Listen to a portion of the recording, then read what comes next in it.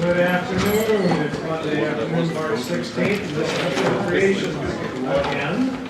And we are joined today with the Joint Standing Committee on Criminal Justice and Public Safety. We'll go through introductions again, starting on my right. Thank you, Mr. Chairman. My name is Roger Cates, and I represent the good citizens of Augusta, China, Oakland, Sydney, and Vassar, including Representative Fowle and the Maine Senate. Good afternoon, I'm Linda Valentino, and I represent State Senate District 31, which is Saco, Old Orchard Beach, Hollis, Leamington, and part of Buxton. Good afternoon, I'm Kate Grant, and I represent Gardner and Farmingdale in the House. Good afternoon, I'm Linda Sanborn, and I represent part of Gorham. I'm Representative Bob Nunning. I represent the citizens in Oakland and Sydney. Hello, I'm Heather Saraki, and I'm proud to represent the individuals of House District 28, which is part of Scarborough. Good afternoon, my name is Aaron Fry, I represent House District 124, that's part of Bangor and part of Portland. Hello, my name is Aaron Jorgens, and I represent House District 41 in Portland. My name is Tom Windsor, and I represent District 70, Lieutenant Norway, Legislature of Sweden, and Wexford County. Good afternoon, I'm Peggy Wilson. I represent part of Lewiston, House District 59. I'm the House Chair of the Appropriations Committee, and I want to welcome our friends from Criminal Justice and Public Safety joining us today, as well as everyone here in the audience who's here to address us today. We're pleased that you're all here. Senate Chair is Jim Hamper from Oxford, Senate District 19, 13 towns in western Maine. And moving to the inner horseshoe, Senator Rosen. Thank you, I'm Kim Rosen, Senate District 8. I have a lot of towns in Penobscot County, a lot of towns in Hancock County, and I grew up in Aroostook County.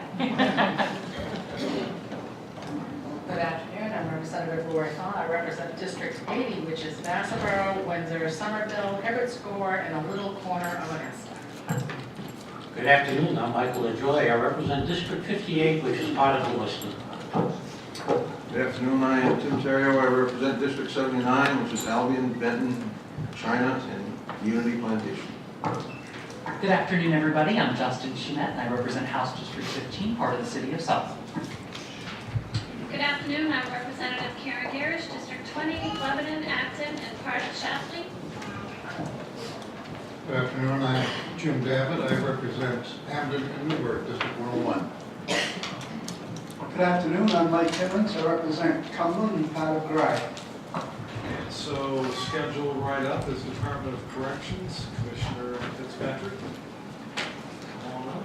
Microphone switch is on underneath. Under. There you go. And he's red and live. Good afternoon. Good afternoon, Senator Hamper, Representative Rotundo, Senator Rosen, Representative Fowles, distinguished members of the Joint Standing Committees on Appropriations and Criminal Justice and Public Safety. My name is Dr. Joe Fitzpatrick. I'm the Commissioner for the Maine Department of Corrections. We're here today to sort of walk through our departmental budget. We're going to do that one initiative at a time and discuss the various facilities and divisions that it involves. My Deputy Commissioner, Jody Breton, is going to step up and start to walk you through the initiatives.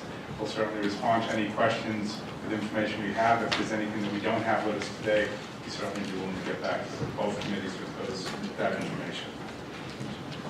Jody Breton.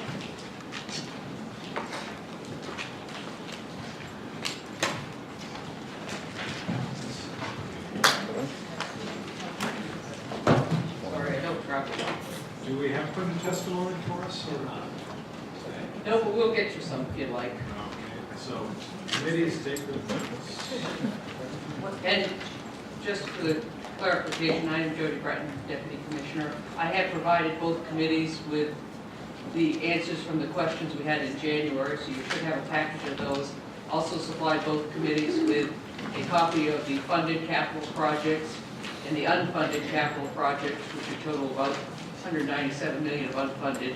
So both committees should already have that information. And if you need more of it, we can get more. I kind of feel like we got a little flat-footed here as far as printed information. Maureen, when was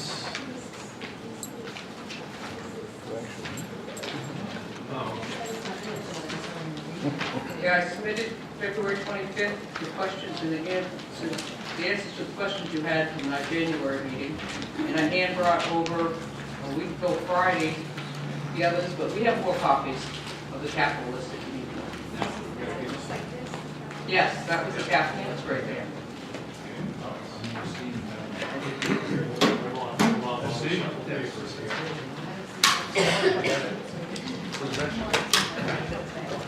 I run the possession law. Scared of it. It's one of those odd moments.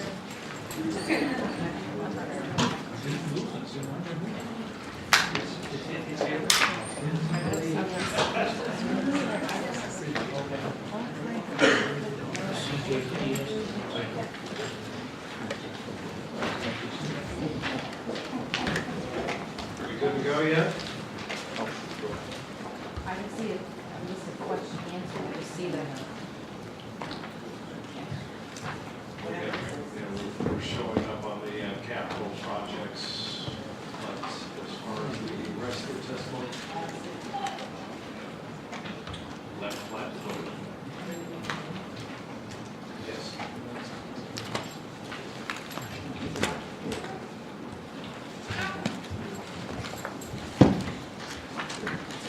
Criminal Justice Committee, you got the appropriate paperwork?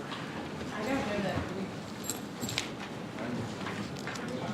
I'm not sure that we got the questions and answers either from the department head earlier. Yes, but I did bring both of them. Okay. But if not, we can bring more copies. Okay, if you could bring them for our work session, then you could explain to us. I just need to know if we are on Wednesday or Friday, because it just says work session, I don't know which Okay, department. we'll just make sure. Okay, just let us know which one. Committees, we ready to go? Okay, let's roll. Okay. Department of Corrections budget starts on page A133. The first account is administration. I will tell you, we really only have two initiatives. Most everything's going to be baseline or transfers between accounts, and I'll make sure to point out the real two initiatives to you as well.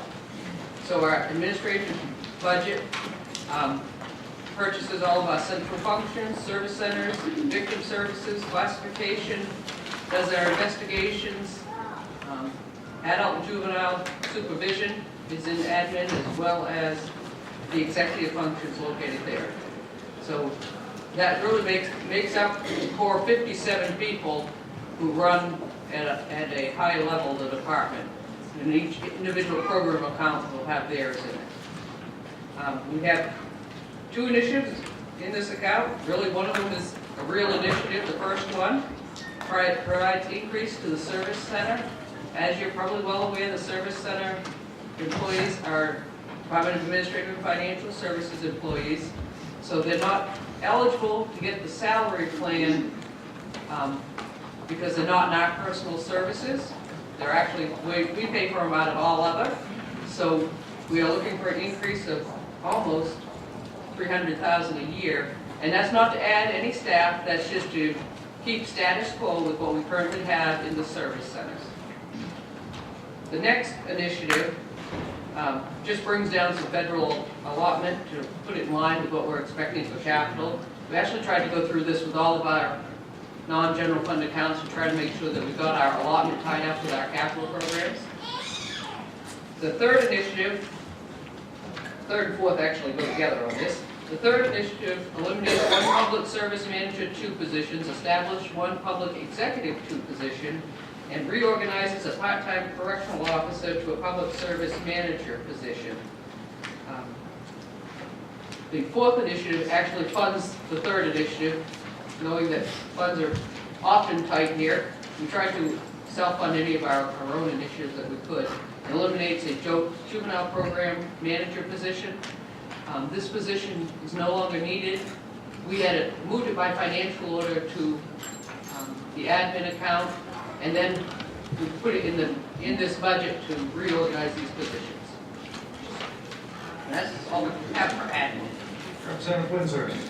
Thank you. Mr. Brennan, when you said that your service center doesn't have access to the salary plan, does that mean for a normal increase in salary. Right, for the 1% we got, the merits that came back, So all that has to all come of out. that. It increases in health insurance, they don't have any access to that. And we have to pay for them out of all others, so we have to increase the amount we pay administrative financial services for that service. When did this become an issue? This was a big issue last year. We managed to come up underneath it, but we know that we're short. How did you do that last year? Financial aid? Yes. Any other questions? Representative Soraki? Thank you, Mr. Chair. And thank you. I just have a question about your positions. How many vacant positions do you have right now? That's why I don't travel like, because I knew somebody might ask questions here, so let me see if I can find the answers.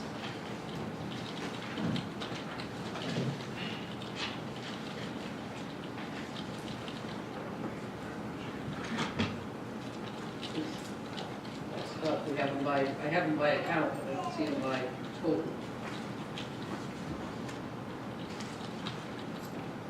We can get back to you the exact count of it, because we do have them, but they're program by program, so I'd have to read you off one at a time. Sure. We'll get it summarized back up, but I know we're having a significant problem recruiting, especially at the Maine State Corrections. We have a lot of vacancies there. We have just a few vacancies in administration staff. Thank you. Any others? Representative Dowd. Thank you, Mr. Chair. A question for you on the initiative eliminating the juvenile program manager position. Where is that going to be eliminated? The position has already been moved out of Mountain View to central office, so it's actually going to be eliminated out of central office. And was that eliminated because of the change in the mission of Mountain View? Yes. Thank you.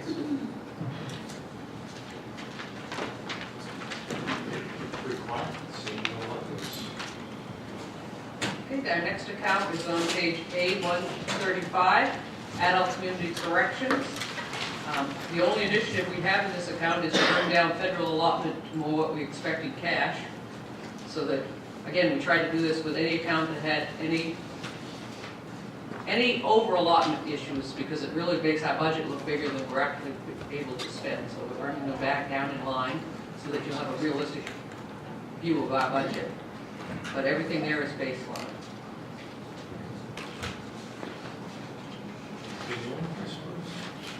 The next one is Boulder Correctional Facility. I will admit that in what the budget purchases, it should be 215 minimum community beds. What happened is we put in just the minimum, didn't put in the community side too. So they currently have about 215 inmates there. And they don't have any new initiatives for this year. Any questions on no initiatives? I like the questions on no initiatives, huh? Capital Construction Improvement Account, we have an allotment of $500 there. It's in federal money. This is back from days we used to get a lot of truth in sentencing money. We leave the $500 allotment there. In the event that we get any federal money into this account, we can increase it by financial order. But at this point, we're not seeing much federal money come in for actual buildings. Questions? On page A137, you have Central Maine pre-release that we closed in 2013. This just moves the all other from that account permanently to Charleston Correctional. Because when we moved inmates, we had to open up another unit in Charleston. So this year we've done it by financial order, already moved the money. But in the future, because that's where the inmates are, we're going to have the food and funding for them. Representative Rotundo? Thank you, Mr. Chair. Very nice to see you. So there were no cost savings with the closing of the pre-release center? No. We saved no money? No. We didn't save any money, but BGS had to save substantial for not having to do the renovations that we needed in that building. That building had a lot of hazards that had to be taken care of. Thank you. Senator Jazowski. Thank you, Mr. Chairman. And you didn't move those inmates over to Bowling or? We rearranged the deck somewhat, but we ended up having to add the unit onto Charleston. Down East was already funded for all of their units. Bullock was funded for theirs, but we actually brought on the old dorm 2 back on, dorm 2, dorm 3, one of the old housing units back online, which is where we have inmates now that we're doing. And I understand before that at the time we were doing, getting rid of Hollowell, my understanding was that those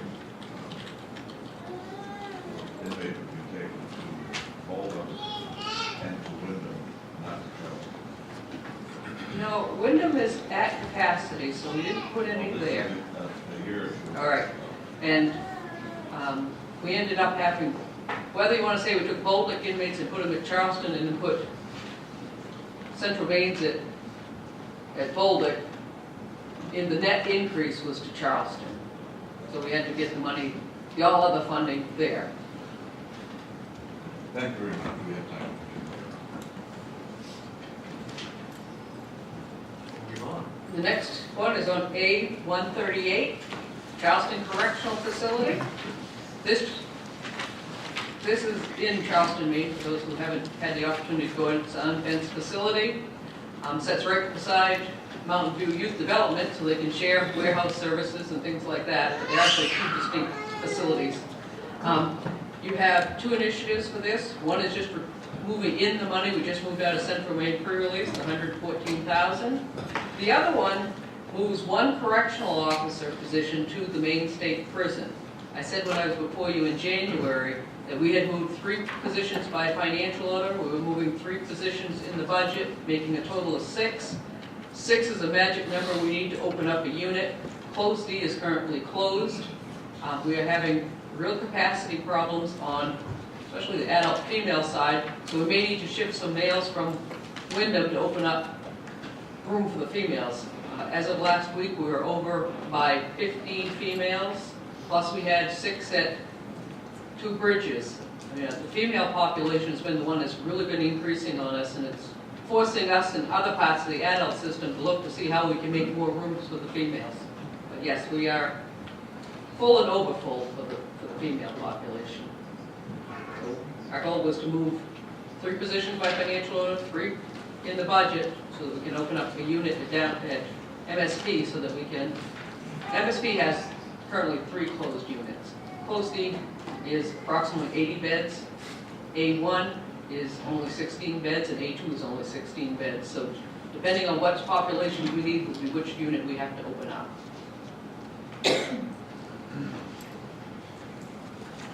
The next is Maine Correctional Center.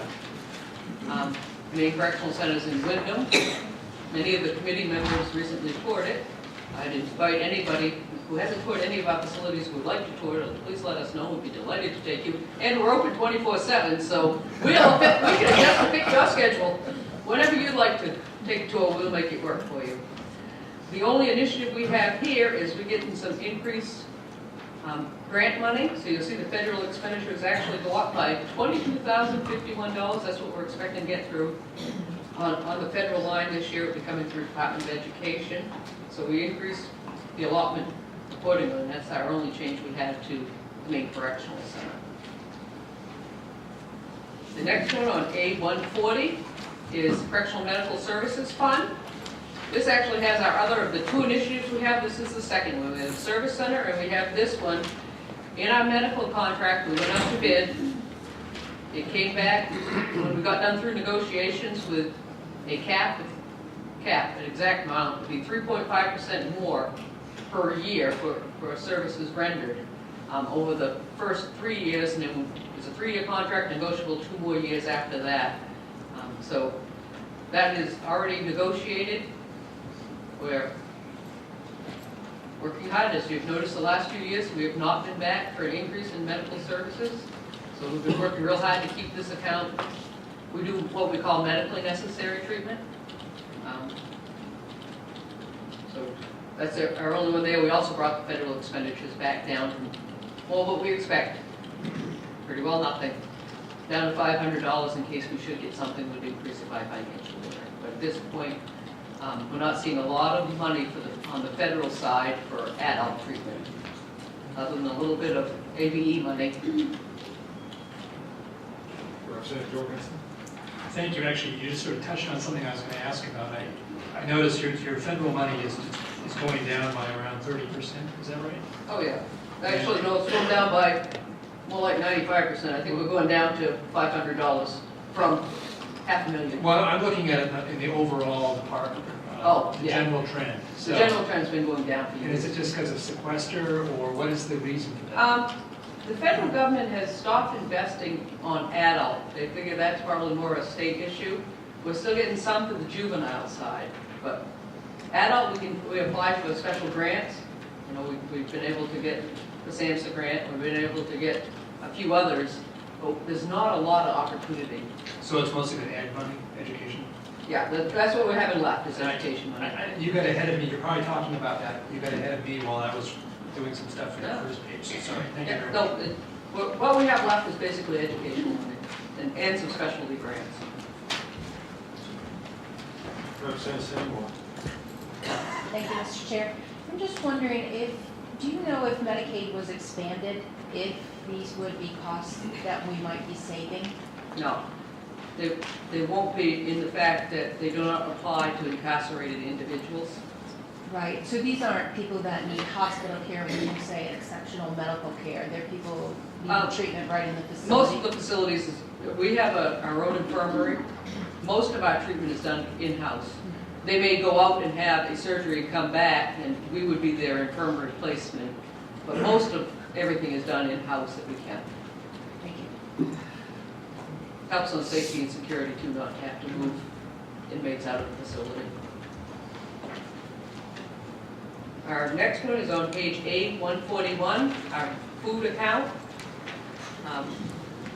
We have centralized our food account in this current year that we're in, trying to manage it as one account as opposed to individual accounts. We have hired a person in admin who's sort of our food services administrator, watching menus, making sure that portions are correct, the temperatures are correct. We've been flat funded in that account. We do not have an increase. This will be a challenge for us, but we also have language at the end asking ability to move money as needed for food, fuel, utilities. So as long as we have some way to augment ourselves here, we'll be okay.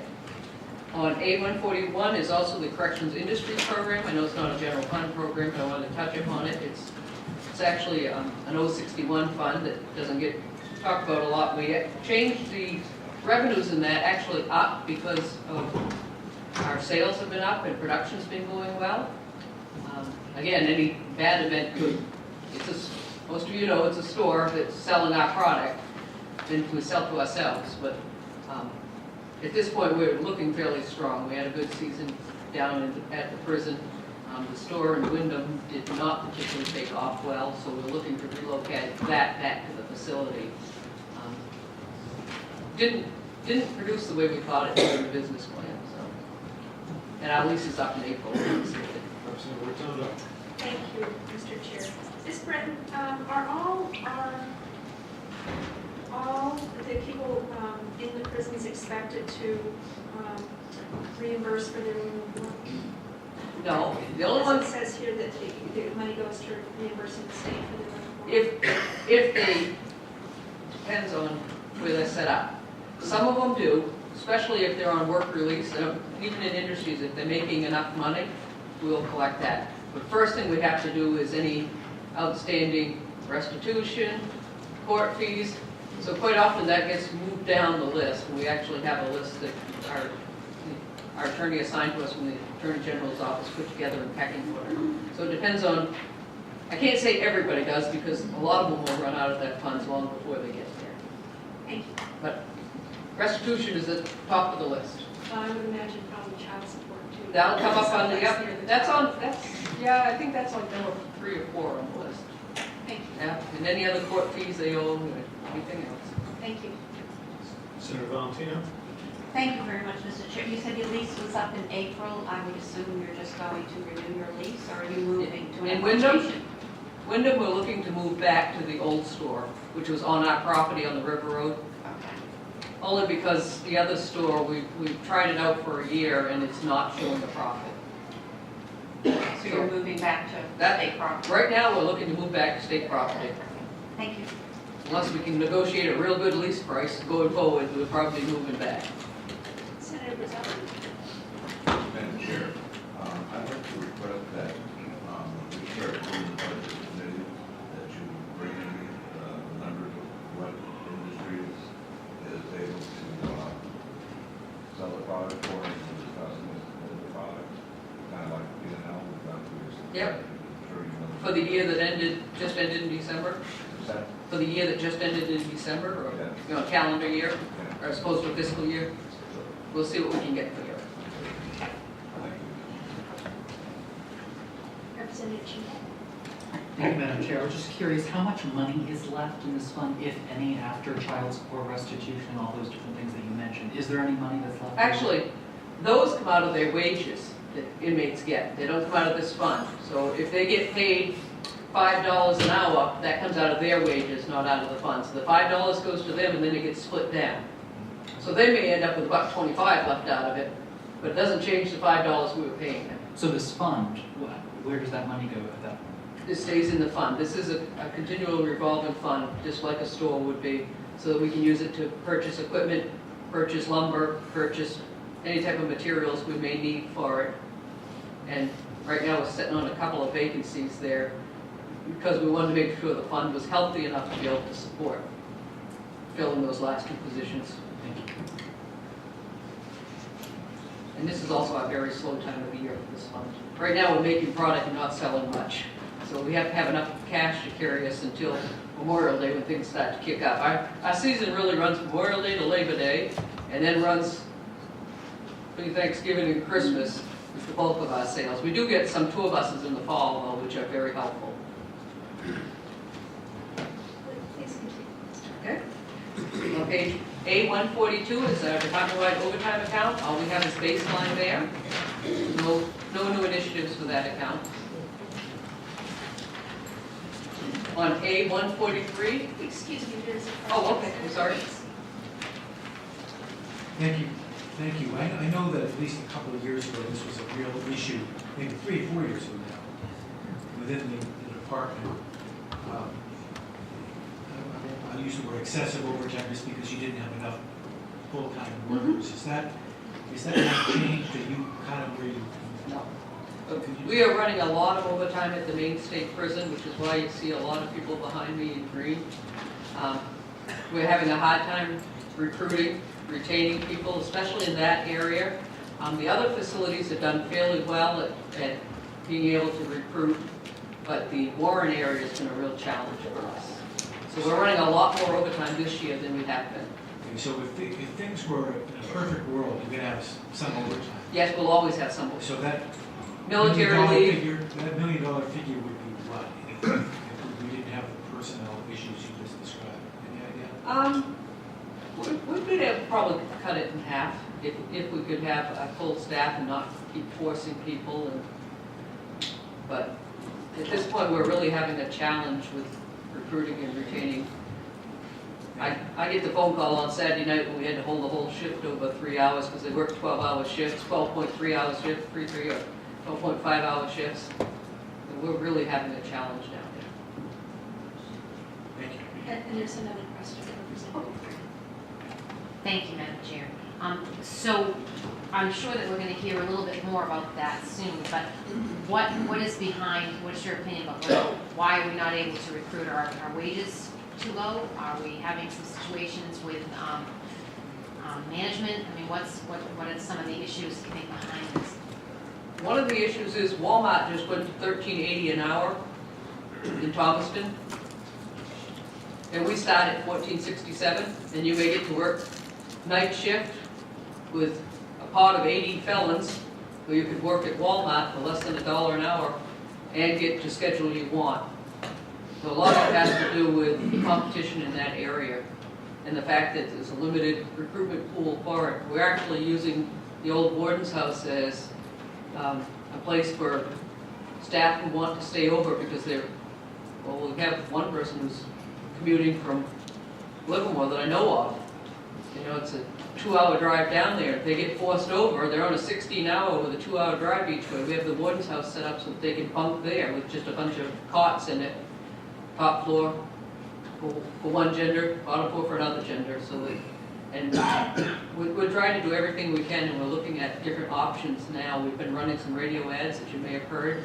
We're now looking to expand. We've been to a lot of career fairs. We're actually had Coney Hive was in with their criminal justice program actually to tour our facilities this week, trying to recruit those people who are graduating, who might not be going on to college yet, aren't quite sure what they want to do, trying to get them to see that this is an option for them. We've been pushing really hard on opening up our net for more people to apply. Senator Valentino? Thank you very much, Madam Chair. I'm not sure if I missed it or what, but you have a current budget now of $567,000. Yeah, we did a one-time reduction for the current biennium, 14-15. A one-time reduction? Yeah. But you have no initiative to bring you up to that extra $403,000. Right. So usually you would have an initiative in there saying that we are increasing this by $403,397. And when I look at it, it says initiative none. Now, I'm just wondering why you wouldn't just put an initiative in there to show where that extra $400,000 is coming from. Well, we're working with the budget office because our language was one time.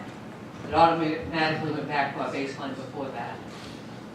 Our issue for 14 and 15 was a one-time reduction for those 2 years, so it didn't carry over into the next upcoming year. Okay. And now, is this what's tying into the language on Part II? Good job, you're very good at it. Well, no, I'm trying to reconcile I see it. how you're getting. Yes, that's how we move it. I just didn't memorize which number it was. It is Part II, allows us to move between accounts. Without that language in here, our financial order for the overtime account, we could move it to like the Maine State Prison. And then I have expenditures in an account that don't have people in it. Okay, so instead of putting an initiative in here, you're going to do the whole $400,000 by financial orders?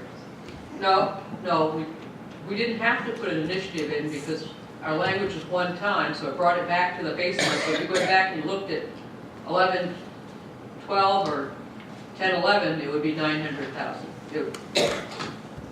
So we did. The budget office said we didn't have to have an initiative for this. It just brought it right back to baseline because that's the way the other budget was passed.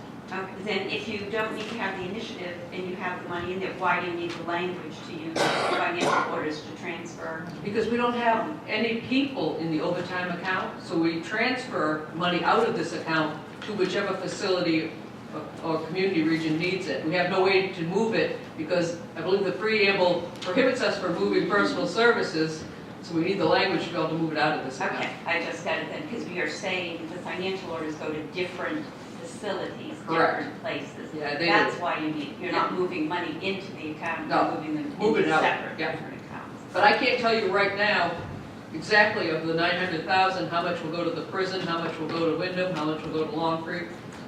We do that in the last quarter of the year.